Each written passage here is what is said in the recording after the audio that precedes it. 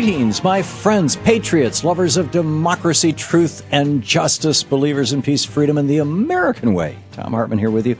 And as promised on Friday, when Senator Sanders was out of town and unavailable to do Brunch with Bernie today, he's with us right now. Senator Bernie Sanders over in the Senate studios. Senator, welcome. Good to be with you, Tom. And so today will be our special edition. We're going to do it again on Friday, of Brunch with Bernie. By the way, check out Senator Sanders' website at sanders.senate.gov. Bernie, you were in Indiana, I understand, and I've got this story from reader-supported news with this huge headline: Sanders releases explosive bailout list. I went off on it a little bit on Friday, but would love to hear your thoughts on that too. Well, I was in Indiana on Friday, and that's the reason we didn't do the show, because the public sector workers there are really they're under very severe attack from Governor Mitch Daniels and the Republican legislature. So I thought it was important for me to be there, and it was a great opportunity. We had a great group of people coming out. The point that I made to them, Tom, is the point that I often make on this show, and that is, if you understand economically what is happening in America, you understand that the middle class is being crushed, poverty is increasing, while the wealthiest people are doing phenomenally well. And there have been some statistics that come out, and I know I've mentioned these before, but it is important that everybody understands the degree to which the middle class is declining, and the degree to which the gap between the very, very rich and everybody else is growing wider. I mean, what you have today now is the top 1% owning 40% of the wealth of America. That's the top 1%. Tom, do you know what the bottom 60% own in terms of wealth? Take a wild and crazy guess. 5 or 10%? No, less than 2%. Less than 2%. Wow. So you have the top 1% owning 40%, the bottom 60% owning less than 2%. You have one family, the Walton family that obviously owns a Walmart. One family owns more wealth than the bottom 30% of the American people, about 90 million Americans. This is like feudal Europe in the 10th century. That's my point. That is exactly my point, and that's what we've got to understand. It is bad now, and it is getting worse. And one other statistic, the latest report that we had, based on income distribution between 2010 and 2009, the last report that we saw, 93% of all income went to the top 1%. 7% of the new income went to the bottom 99%. That's new income between 2009 and 2010.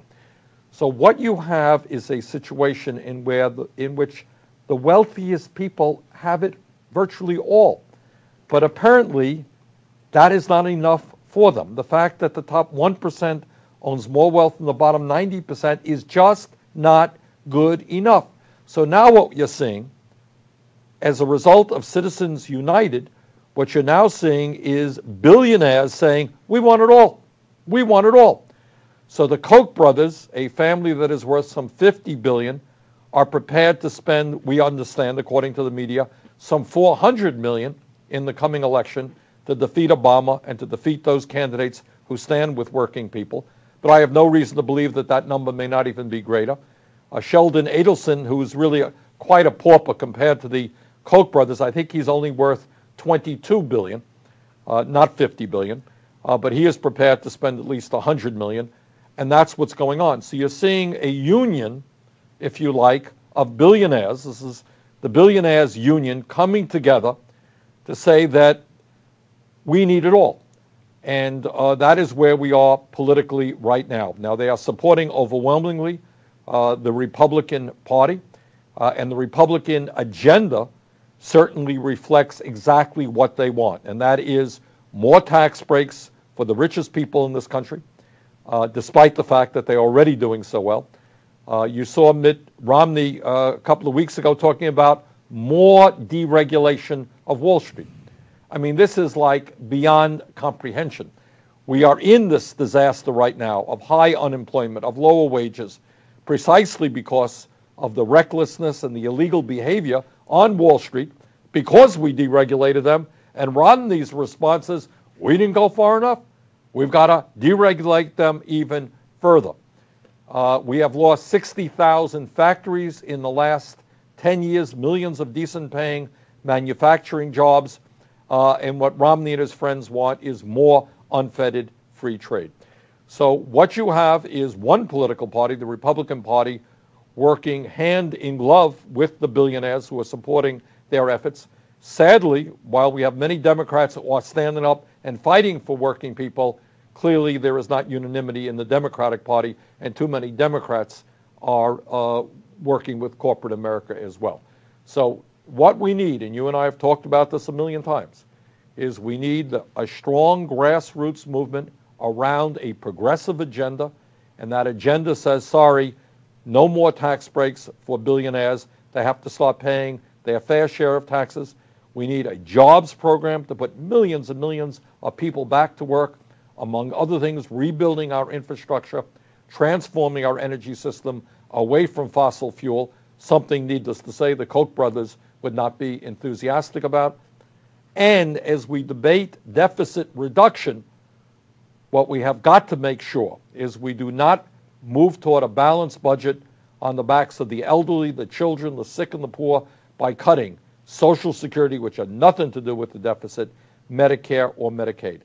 But what we are taking on now is an incredible, unprecedented assault from the billionaires who really want to destroy the middle class. And I think we've got to do everything that we can to fight back.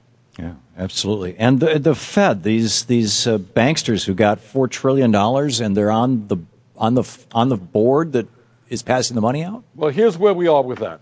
And we released a study on that. We've got legislation on that. Right now, in my view, we need a new Wall Street. Right now, you got 6 banks that control $9 trillion. That's equivalent to 2/3 of the GDP of America. 6 financial institutions. And believe me, no matter what anyone will tell you, they are, quote unquote, too big to fail. If they go under, they will be bailed out again.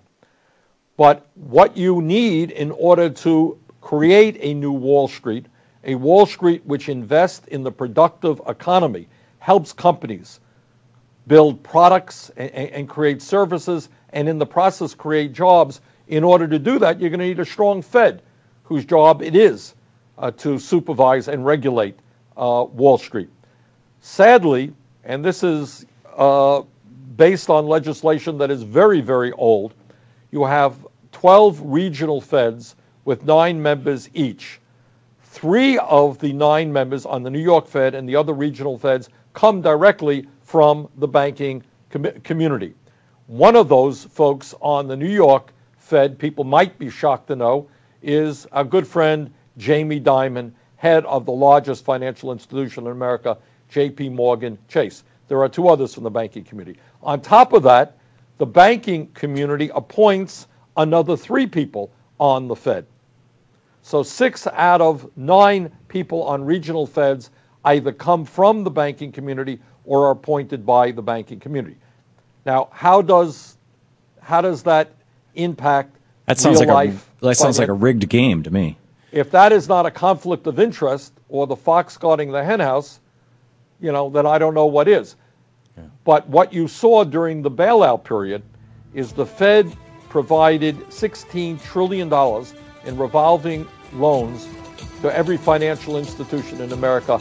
Many of the institutions represented by bankers on the Fed received those loans, certainly including J.P. Morgan Chase and Jamie Dimon, who received over $300 billion in very, very low interest loans. So wow. We're working hard now to try to end that absurd conflict of interest, get the bankers. This is the Thom Hartmann Program. We'll be right back with more of Senator Bernie Sanders. Your calls for Senator Sanders right after this on our special Monday edition of Brunch with Bernie.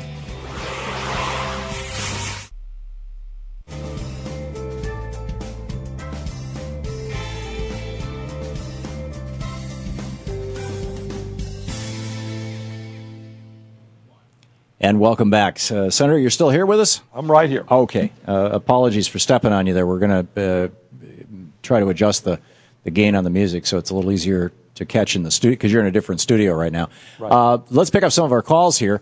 Reginald in Houston, Texas, watching us on Free Speech TV via Dish Network. You're on the air with Senator Bernie Sanders. Good morning, gentlemen. How y'all doing? Look, my concern is now that Putin's back in office, he's telling us through our intervention with Syria that we're not going to be the bullies in Syria, that they're going to support Syria in some capacity. Now that Putin's back in there, he said when Bush was in office that he should be held for war crimes. Now that Russia is back in power, that may balance us from being taking over countries like Libya again, because now we have a check and balance with Russia. Maybe that's a good thing with that, and maybe this G20, we won't be the bullies of the world now. Now that Russia's back in place and China to balance us out, maybe we start acting like brothers and being more diplomatic. Now that Russia's saying that they will not let us intervene and be bullies of the Middle East. All I can say is it goes without saying that after having fought in Iraq at huge expense, both in terms of treasury, in terms of human lives, many of our people came home injured, hopefully getting out of Afghanistan as soon as we possibly can. I think I speak for the vast majority of the people in this country who think that rather than going to war again, there's a lot better things that we can do with our tax dollars. Amen. Let's see here. Jim in Norman, Oklahoma. Jim, thanks for watching Direct TV on Free Speech TV Network. Okay. I saw a news report this morning about people demonstrating in New York about the police Stop and frisk. arresting black people. Yeah. And I'm wondering how stupid somebody has to be to believe that we still have any constitutional rights at all in America. We now have a president who openly murders American citizens in Yemen, and he claims the right now to murder any Americans anywhere in the world without any court intervention, due process. He took an oath of office to uphold the Constitution, and that Constitution guarantees Americans a right to life, and it can't be denied life without due process of law. So what I'm appalled at is that there. Jim, is there a question in there? Congress, We just have a few seconds before the break here for Bernie to answer. No one in Congress has said one word about impeaching this man for murdering American citizens. Okay, well, Bernie, Jim, let me just say this. I have my disagreements with Barack Obama on many issues, including how he has handled Wall Street and on civil liberties issues. But if you think that Barack Obama is the major problem facing this country, when you have a Republican majority in the House that want to give more tax breaks to the very wealthiest, that want to deny some 30 million Americans the opportunity to get health insurance, that passed the budget that would devastate Medicare, Medicaid, education, and every other important program, I think you got to put things within context. Obama is not what many of us would like him to be, but compared to our right-wing Republican friends who control the House, he's looking pretty good, and I hope very much that he gets reelected. We'll be back in just a moment.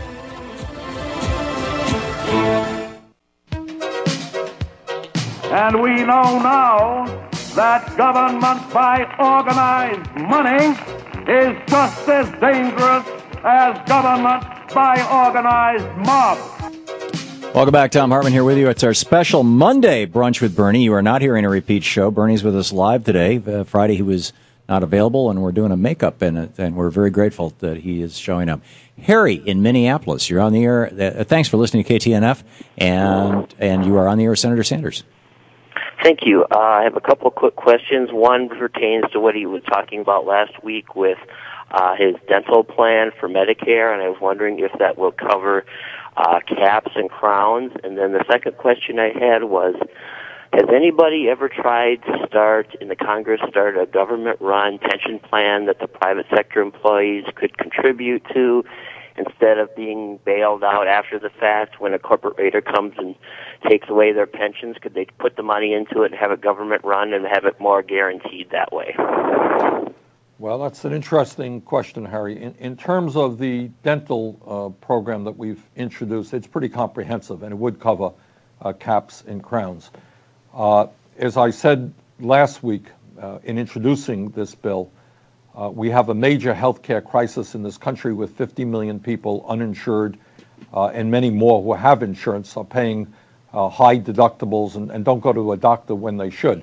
But very often we forget about dental care, so we have introduced this comprehensive bill, which you can learn about if you go to my website, sanders.senate.gov. But we're going to have a heck of a fight in order to pass that. I don't want to mislead you on that, but it is comprehensive.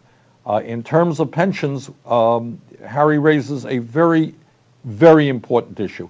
Tom, something that we should probably spend more time on, and that is all over this country, corporations have cut back on defined benefit pensions, and workers in many respects, because of a decline in their incomes and cutbacks on their pensions, really have not stored away enough money for a dignified retirement. So a lot of working people are very, very anxious about what happens to them when they retire. I think the idea that Harry raises is very optimistic, given who is the Republican control over the House now. But one thing I will say, Harry, is that before we talk about developing a new pension plan, we have got to do everything that we can to save Social Security, which is now under massive attack by the Republicans and some Democrats. So as part of this way to move toward deficit reduction, you're going to have a lot of folks talking about the need to cut back substantially on Social Security, despite the fact that Social Security has a $2.7 trillion surplus and can pay out every benefit owed to every eligible American for the next 22 years. So one of the most important fights that is going to be taking place here in Washington from today to not only the election day, but after the election, is how do we move to a deficit reduction without decimating Social Security, Medicare, and Medicaid? How do we go about making sure the wealthiest people and the largest corporations start paying their fair share of taxes? How do we take a hard look at the military budget, in which we now spend more for defense than the rest of the world combined? So that is going to be one of the most contentious issues that we are going to be engaged in here in Washington, and the American people, I think, have got to contribute to that debate and tell us how they feel. Jim in Chicago, you're on the air with Senator Sanders. Hi, this is Jim. Tom, Senator Sanders, it's an honor to talk with you. My question is, if we can't overturn Citizens United or get a constitutional amendment, I don't know what the odds of that passing are, can we pass laws to require PACs to be truthful in their ads since they're using public airways? I mean, we complain about all the lies like it's a given, there's nothing we can do. Can't we hold stations accountable for vetting the ads that they put on television or on the radio? Well, I would suggest to you, Jim, that's an interesting idea, but that's probably not the route that we should go, because what you and I may believe is the truth, somebody else does not. But I'll tell you what we can do, and I'll tell you what we should do while we work to overturn Citizens United with a constitutional amendment. I've offered an amendment. Senator Tom Udall has offered an amendment. Others have. Short term, what we should do is pass what we call the Disclose Act. Right now, there are people who can make huge contributions into the political process without any disclosure whatsoever, and that is just crazy. Second of all, and even more importantly, if I, as a candidate, and I'm running for re-election to the United States Senate from Vermont, if I were to put an ad on television, as I have in the past, I have to say, this ad is approved, I approve this ad. I'm Bernie Sanders, I approve this ad. That is what every candidate has to do. On the other hand, if you are a billionaire corporate owner, you could put on dishonest, ugly, negative 30-second ads, and you don't have to have your face on the television saying who paid for that ad. If we can change that alone, I think it will go a long way toward discourage some of these corporations from putting ads on TV and on the radio. But long term, in my view, Citizens United is the worst Supreme Court decision that we have seen for a very, very long time. It is undermining American democracy, and in my view, we need a constitutional amendment to overturn it. Yeah. And let me add for our viewers and listeners that you have proposed a constitutional amendment. People can sign on to that over at sanders.senate.gov, and it's a great start. And there's, And we have, Tom, on our website, sanders.senate.gov, we have over 200,000 people who have already said that they want to be part of the process of supporting that amendment. That's great. Senator Bernie Sanders is with us. It's a special Monday edition of Brunch with Bernie. We'll be back with your calls for Senator Sanders in our national town hall meeting, Brunch with Bernie, right here on the Thom Hartmann Program. You're listening to the Thom Hartmann Program. Call 866-987-THOM. And you can sign up for the Bernie Buzz newsletter over at sanders.senate.gov, and you can sign up for our free newsletter over at thomhartmann.com. Check them both out.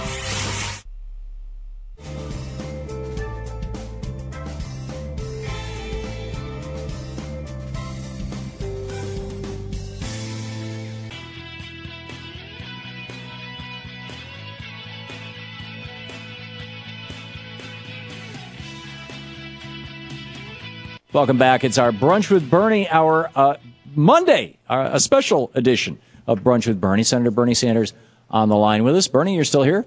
I'm right here. Oh, okay, great. Over in the studios there at the Capitol.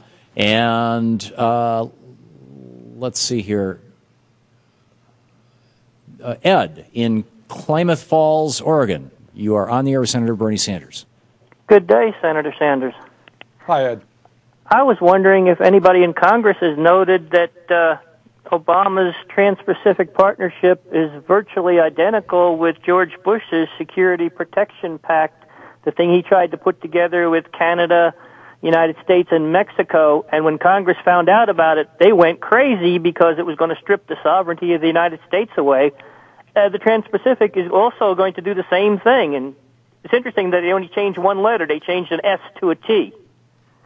It's the same program, just been repackaged, and now Obama claims he doesn't have to submit it to Congress because it's a trade pact and not a treaty. Please help Ed, us. Don't let this happen. I am not familiar with all of the details, but what I am familiar with is that there is, to a significant degree, a bipartisan coalition around our trade policies, despite the fact that, in my view, and I think the view of most Americans, they have been a total failure. Over the last 20 or 30 years, we have lost millions of decent-paying jobs in this country because large corporations have shut down here, thrown American workers out on the street, and then they've gone to China and to Mexico and to Vietnam and to other low-wage countries, and then they bring their products back into this country. And I think as most people perceive it, it's harder and harder to buy products made in America. And we've been working on that issue in a variety of ways.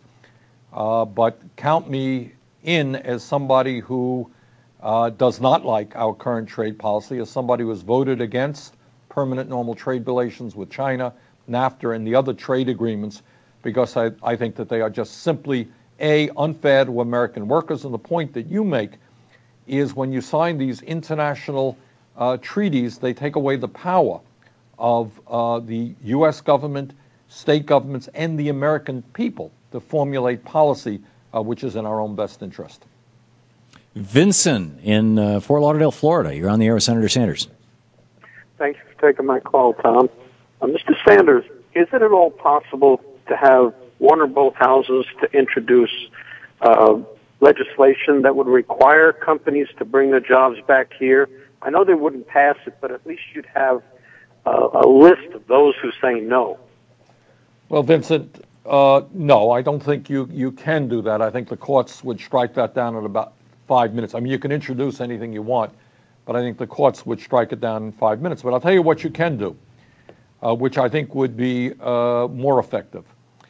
I think what we need to do as a nation, as a Congress, is to sit the heads of these large corporations down in front of Congress and have them tell us how they are going to rebuild the manufacturing sector in this country, how they are going to create the millions of jobs we desperately need.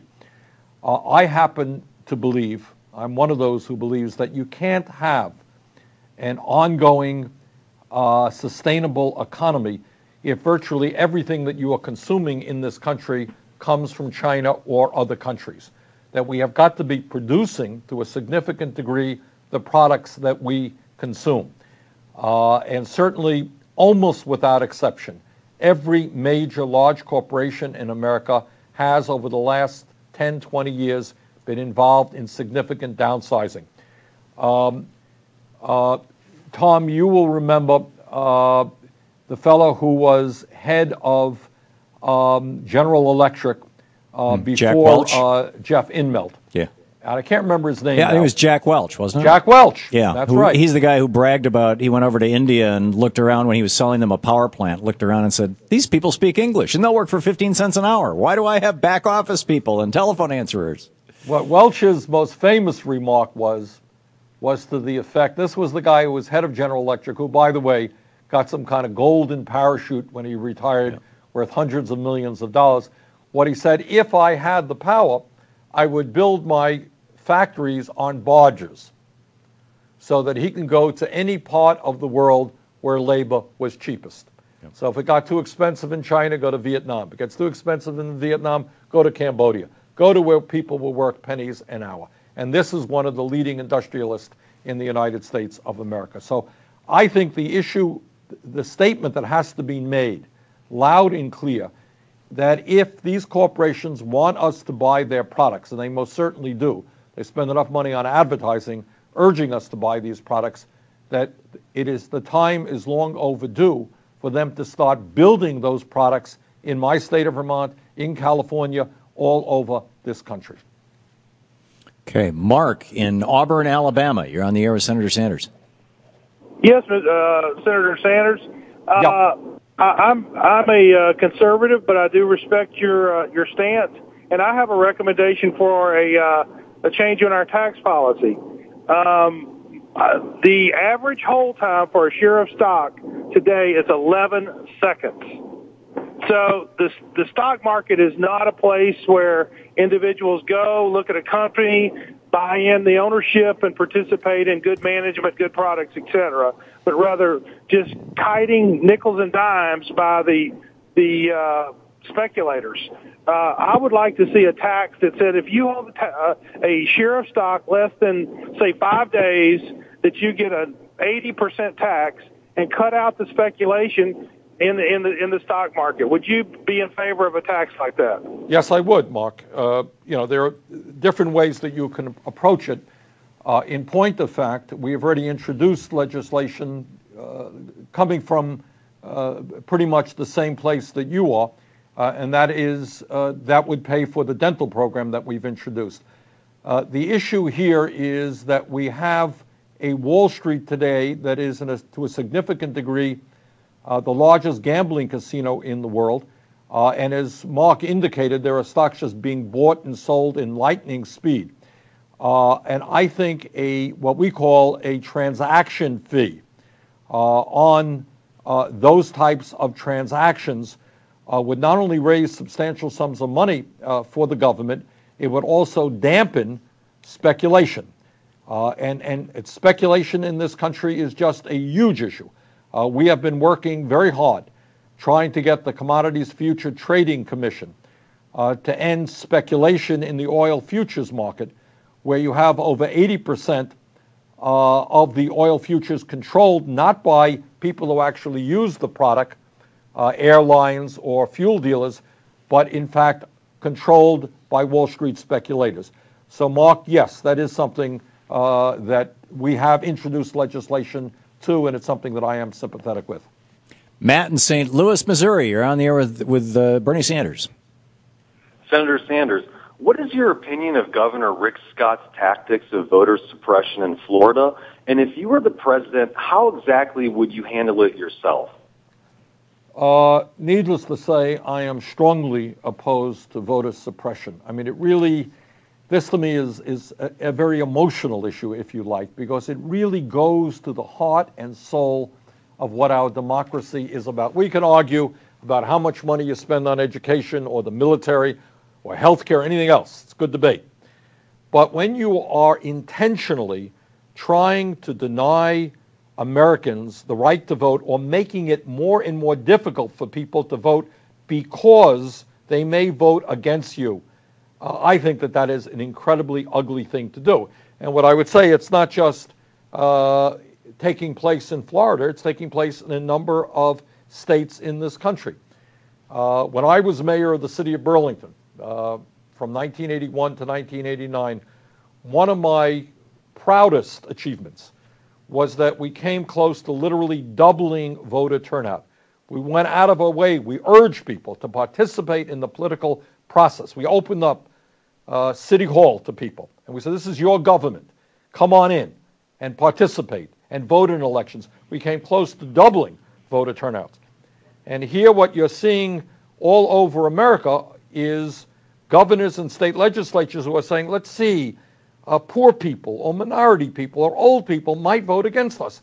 How do we make it as difficult as we possibly can for them to vote? And I think that is, I would hope that regardless of one's political persuasion, one condemns that activity. Voter fraud is a very serious crime, and anybody involved in voter fraud should be punished. But the truth is that in this country, voter fraud is very, very rare. And what people are doing is denying throughout America millions of people the right to vote, and I think that's pretty ugly. Yeah, it absolutely is. We just have, how much time do we have, Jim? Or Shane? Half a minute. Let me add to that, Tom, yes, while we have this half a minute before the break. Matt asked me what I would do. Well, I think what the president should do is demand that his attorney general be more aggressive in going after the illegal approaches which deny people or make it difficult for people to participate in the political process. Yeah, I think we all would love to see that. Senator Bernie Sanders with us. It's our Brunch with Bernie hour here on the Thom Hartmann Program, special Monday edition. We'll be right back. You're listening to the Thom Hartmann Program. Visit ThomHartmann.com for audio and video archives. And check out Bernie's website, sanders.senate.gov. You can sign up for the Bernie Buzz. You can sign on for his constitutional amendment to roll back Citizens United.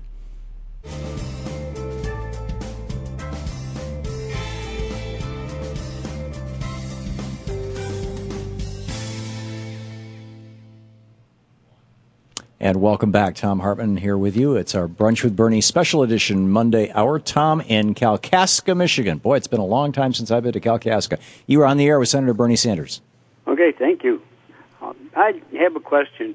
What would the problem be if we all switched our monies out of the banks, out of those 6 banks, and put them in our local credit unions and local banks? Well, I'll tell you something. Not only would there not be a problem, I think that would be a great step forward for America. Right now, as I mentioned earlier, you have the 6 largest financial institutions led by J.P. Morgan Chase. They have assets equivalent to 2/3 of the GDP of America, over $9 trillion. These same 6 institutions produce more than half of the mortgages in America and 2/3 the credit cards. And our caller says, well, what would be wrong if we transferred money out of those institutions and put them into local credit unions or perhaps community banks? And I think that would be a great thing, because I think you would have credit unions investing in their communities, making it easier for people to buy homes under decent terms. You would have community banks investing in small businesses and providing prudent loans to help businesses expand and grow jobs. So to answer the caller's question, I think it's exactly the direction that we have got to go. And I'll tell you something else. Not too many people in Congress will say this, but I think the time is long overdue for us to begin breaking up these behemoth financial institutions. And when you have so few institutions controlling so much money, you're not really living in a kind of competitive free enterprise society. You're living in a society where a few institutions are calling the tune economically, calling the tune politically, and that dominance of wealth and power is enormously destructive to our economy and to the fundamentals of American democracy. So I think the caller makes a good point. I think we should be supporting our credit unions, supporting our community banks, and saying enough is enough in terms of what the big financial institutions on Wall Street are doing. Bernie, we do a good, bad, and ugly every day, and our good a week or two ago was, I think, the city of Buffalo. It was some city on the east. Yeah, Jim says it was yes, Buffalo. It was. Because they took their money out of one of the big banks and they put it into a local Buffalo-based bank. Are there any statistics, or does anybody have any information on how much of that $6 trillion those banks are sitting on represents government revenues, government pensions that could easily be moved? Well, Tom, that is, I don't have that answer in front of me. I suspect somebody may have it, and that's an interesting issue. To what degree can government withdraw money from these huge financial institutions and deposit them in credit unions and in local banks? That is something we will take a look at. Yeah, you would think that every city in the country you'd want to encourage them to do that somehow, whether there's some means to do it. And of course, North Dakota has their own bank, so any banking that the state of North Dakota does, it does with its own bank, and all the profit from that goes back into the state treasury. So that's a whole other thing. It's our Brunch with Bernie hour. Senator Bernie Sanders with us from the U.S. Capitol. We'll be right back with more of your calls for the senator right after this.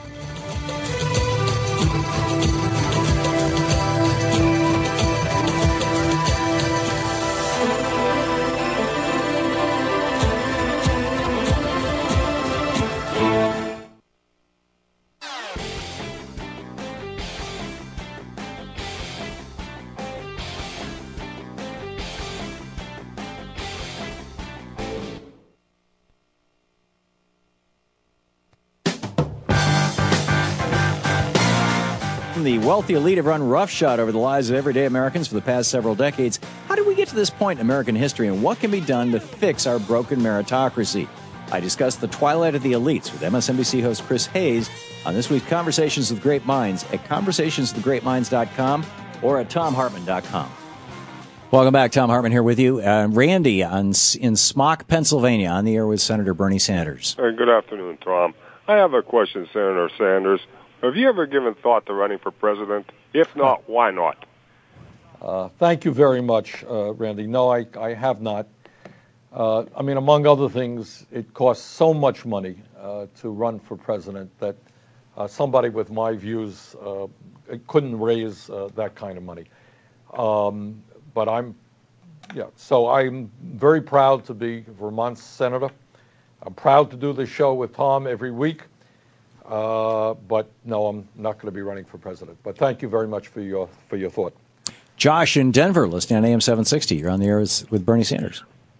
Hello, Senator. My question was about country of origin labeling. Is there, what are your thoughts on that? And is there any reason that we shouldn't have maybe 30% of a product's packaging be devoted to the flag of the country it came from, so people have to reach up on Walmart shelves and grab a Chinese flag to buy a Chinese product? I'm not sure I heard the whole question, but certainly I believe we should have, when people purchase a product, they most certainly should know where that product is manufactured. And I think one of the sad aspects of what's going on in this country is that corporate America, to a significant degree, has sold not only American workers out, but American consumers and moved abroad. Let me just tell you, John, what we're trying to do, and this is a small step forward, but it's not unimportant. We have been working for the last couple of years with the Smithsonian Museums here in Washington, D.C., who I discovered really was selling in their gift shops mostly products not made in America, and we're beginning to change that. We've been working with the vendors at the national monuments and our national parks, getting them now to sell more products manufactured in the United States of America. We're now working with the Veterans Administration in their gift shops to get them to be selling more products manufactured in America. But clearly we've got to go way beyond that. As I said earlier, I'm not sure that you can sustain a strong economy when most of the products we consume come from other countries. We've got to rebuild our manufacturing sector. We've got to make sure our workers are earning a decent wage, and I think that is the direction we have to go if we're serious about growing the middle class. Lawrence in Berkeley, California. You're on the air with Bernie. Yeah. Hi, Bernie. Hi, Tom. I've got in front of me on the Huffington Post the most interesting economic statistic. It says that people in the bottom 20% of income spend 8 times as much of their income on sales taxes as the people in the bottom in the top 1%. In other words, the people in the top 1% only spend 1/8 as much money on sales taxes of their income as poor people do. And why that's really important, it's not just that, yeah, we know it's a regressive and unfair tax, but also we always say that poor people spend more of their income than rich people do, but now we know how much. We know that they spend 8 times as much of their income as the top 1% does. And I'm just wondering if that could be used as a talking point, because, with that knowledge, it means that if you equalize income, the amount of money that is spent in consumer economy equals approximately the amount of jobs that you can create. And so you can create many more jobs by equalizing income than you can by deficit spending. Well, and if you equalize income, you don't need deficit spending. Well, Lawrence, I think the point that you're making about the very high percentage of income that low-income people spend on regressive sales tax is important. I mean, the clearest example is you go to a gas station, you fill up your tank. If you're a billionaire, you're going to fill up your tank and pay the same exact percentage in your federal and state taxes as you do if you are somebody making $10 an hour. And that's true, obviously, in many, many other areas. Warren Buffett, to his credit, Warren is, I think, the second richest guy in America behind Bill Gates, made the point that it is a little bit absurd in America in terms of personal income tax, that his effective tax rate is lower than his secretary's. And we saw Mitt Romney himself with his tax returns indicating that his effective tax rates are lower than middle-class people in some cases. So clearly we need to take a hard look at our entire tax system, including sales tax, including corporate taxes, including income taxes, and come up with a progressive system which reflects the reality that we have an incredibly unequal distribution of income in America right now, and that it is absolutely appropriate to ask the wealthiest people in this country to start paying their fair share of taxes. Okay. Vicki in Valley Springs, California. Just a minute to the break, Vicki. A real quick one for Senator Sanders. Hello? Yes. Oh, I just wanted to ask him if he thought there was any real hope for a future for a government that wasn't paid for, by the best government that money could buy, because I don't know. I feel like I should be a responsible voter, but I'm having a hard time with it right now. Okay, Bernie. I did. Vicki, the answer Obama, is. Thank you, Vicki. The answer is, especially with Citizens United, it is getting harder and harder. But do not, if your response is, I'm not going to vote, that is, in my view, exactly the wrong response. What we have got to do is be more aggressive politically. We've got to expose what Citizens United is. We have to make every American understand that when they see this blitz of ugly TV ads against candidates who are trying to represent working people, where that money is coming and why it is on their television set. So not voting is not, I think, an effective response. Senator Bernie Sanders. Bernie, thanks so much for being with us today. My pleasure, Tom. And we will see you Friday.